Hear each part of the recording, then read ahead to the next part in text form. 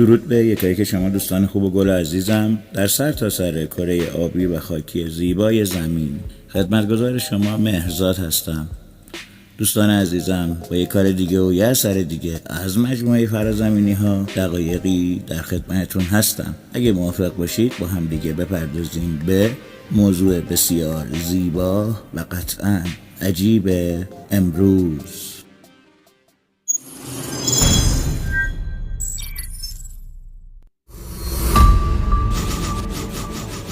دوستان، همونطور که بهتر از من خودتون میدونید تاکنون چندین تن از فضانوردان و کارمندان سازمان هوافضای ایالات متحده آمریکا یعنی سازمان ناسا و همچنین تعدادی از افرادی که به اسناد مخفی سازمان CIA و ناسا دسترسی داشتند گزارشاتی در رابطه با فعالیت‌های مرموز در سطح ماه دادند.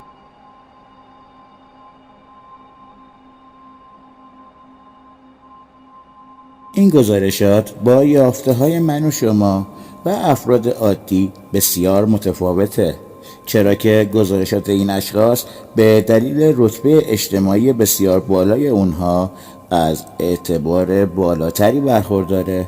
بسیاری از این یافته‌ها به صورت عکس و تصاویر ویدیوییه. این گزارشات به ما اثبات میکنه که واقعاً گویا فعالیت‌های مرموزی در سطح ما در گذشته و یا شاید هم در حال حاضر در جریانه. اما در کمال تأسف متاسفانه تمامی این گزارشات از جانب سازمان ناسا و دیگر نهادهایی که در حوزه فضا فعالیت میکنند همیشه رد شده. همواره این گزارشات رو با دلیل‌های پوچ مانند شرایط جوی، خطای بینایی و دلایل پوچ دیگری نظیر اینها رد کردند. هنگامی که گزارشات غیر قابل انکاری هم پیدا میشه به جای توضیح فقط سکوت کردند و خیلی ساده از کنار مسئله به این مهمی عبور کردند. متاسفانه مردم عادی هم به خاطر بزرگ بودن نام این ارگان‌ها و نهادها و موقعیت علمی اونها همیشه دلایل این ارگان‌ها رو چشم بسته پذیرفتند.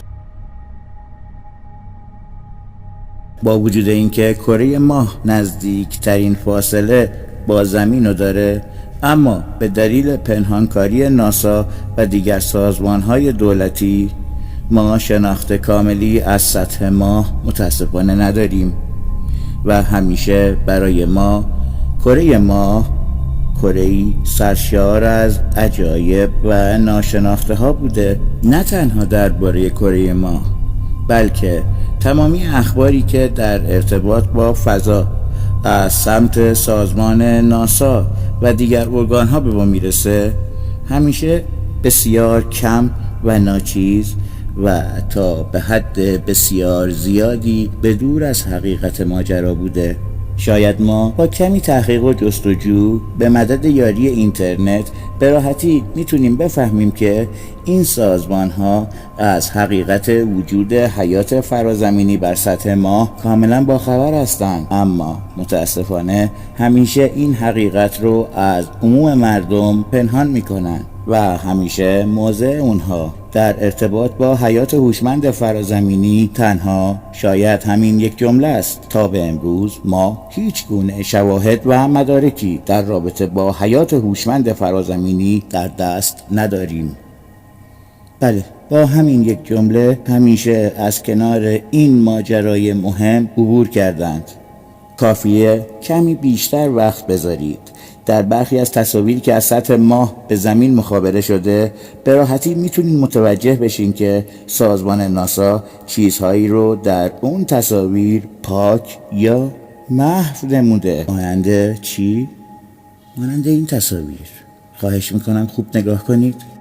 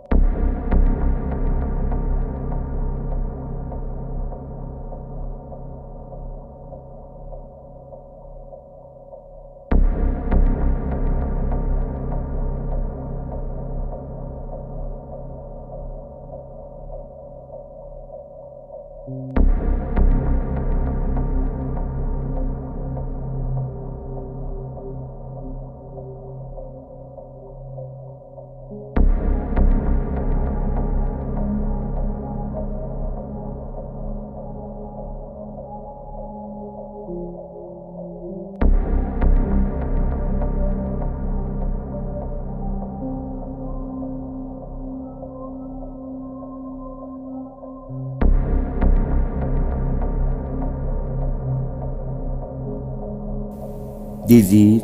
حالا اجازه بدید تا با هم به صحبت‌های یک کارمند عالی رتبه پیشین سازمان ناسا در رابطه با پنهانکاری‌های این سازمان گوش بدید. خواهش می‌کنم به این مصاحبه بسیار دقت کنید. نام این بانو سرکار خانم دانا هره. My name is Donna Hare.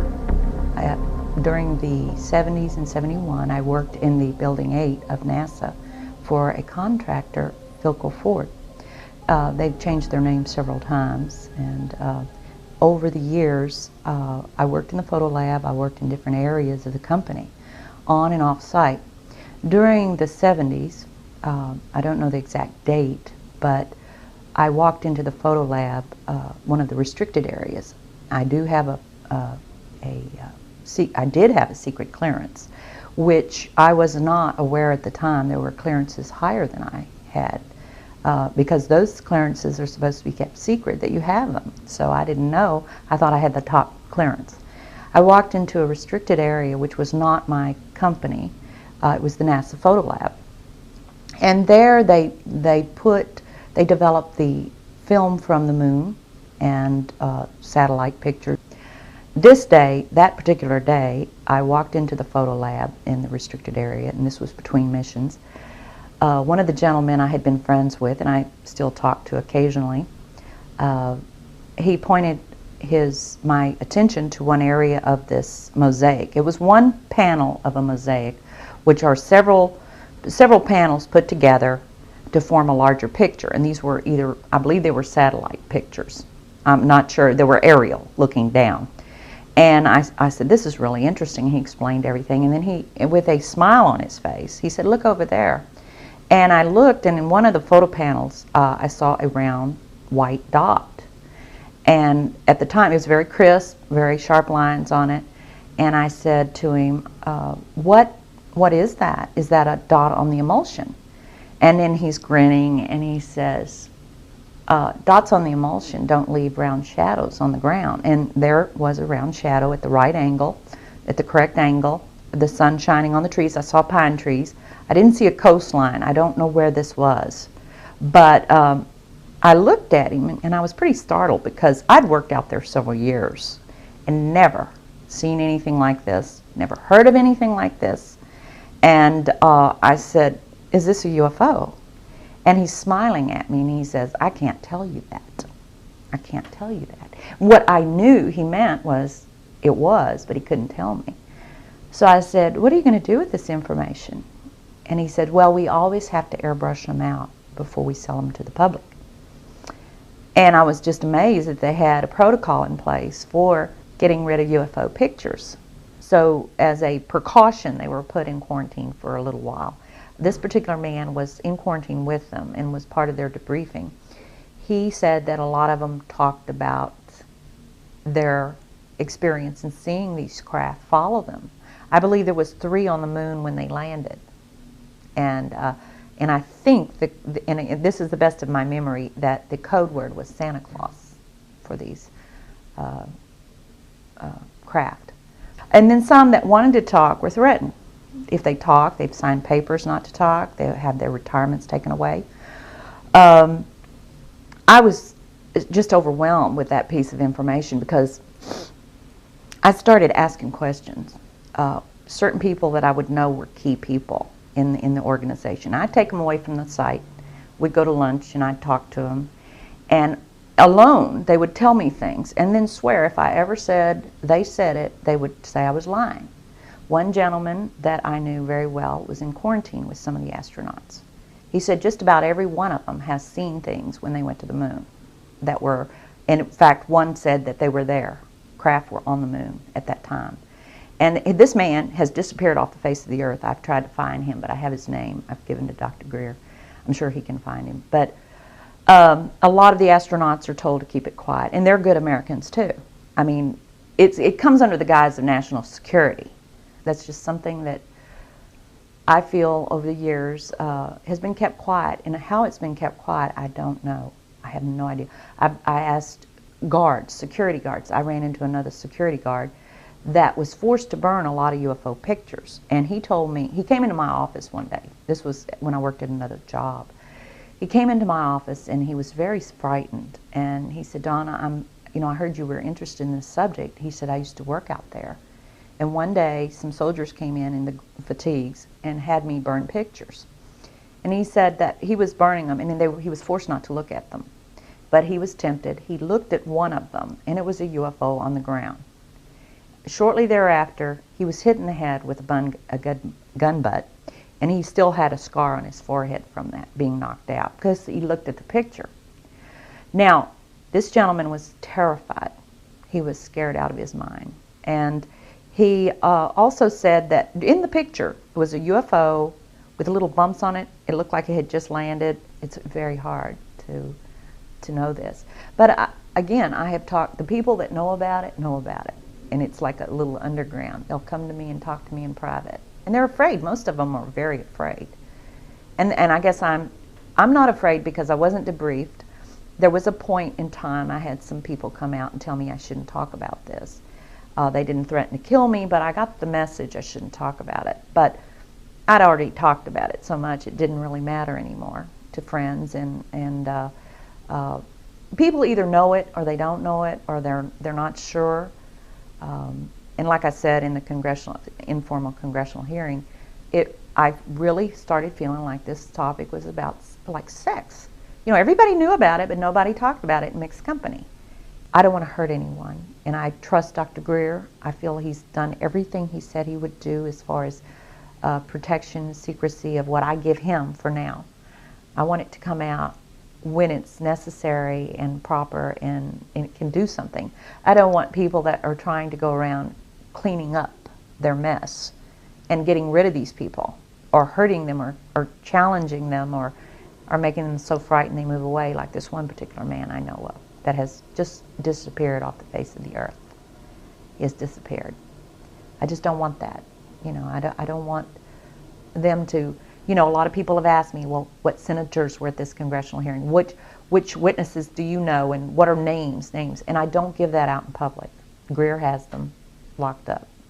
بله، این هم از صحبت‌های یک کارمند عالی رتبه در سازمان ناسا.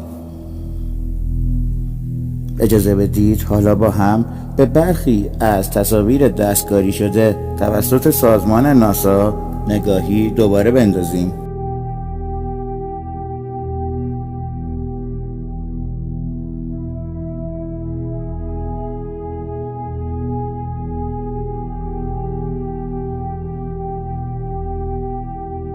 به جز این تصاویر دستکاری شده که با هم دیدیم، گزارش در ارتباط با حیات هوشمند به روی سطح ماه به قدری زیاده که گاهی سازمان ناسا فرصت سانسور کردن این گزارشات رو پیدا نمی‌کنه و این گزارشات از زیر چشم سازمان ناسا هم سر میخوره و در میره.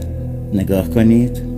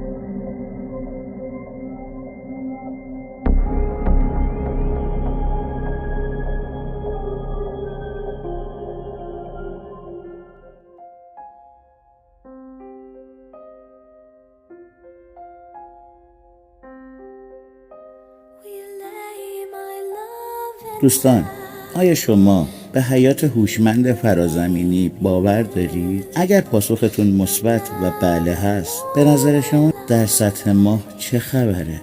چرا سازمان و نهاد علمی بسیار مهمی مانند ناسا اقدام به سانسور کردن تصاویر سطح ماه میکنه؟ چرا از گفتن حقایق به مردم سر باز میزنه؟ تا به کی این سازمان ها و ارگان ها و نهادها میخوان به روی حقیقت حیات هوشمند فرازمینی سرپوش بذارند؟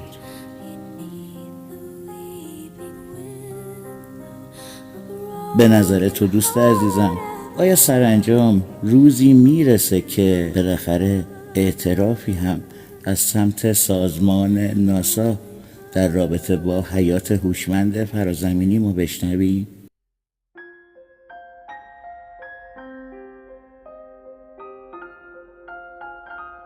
آیا بشر امروزی، یعنی ما انسان ها، یعنی خود من، شما، دوستتون، همسایتون، فکر میکنی به این سطح از آمادگی رسیدیم که در رابطه با حیات هوشمند فرازمینی از سمت ناسا و دیگر ارگان‌ها و نهادها حقایقی رو بشنویم؟ آیا با شنیدن این حقایق نمیترسیم؟ من نمیدونم. امیدوارم که شما بدونید و بتونید به این پرسش $1,000,000 پاسخ درخوری بدید. با کمال میل و اشتیاق منتظر شنیدن و خوندن پاسخ شما در رابطه با این پرسش بسیار مهم هستم.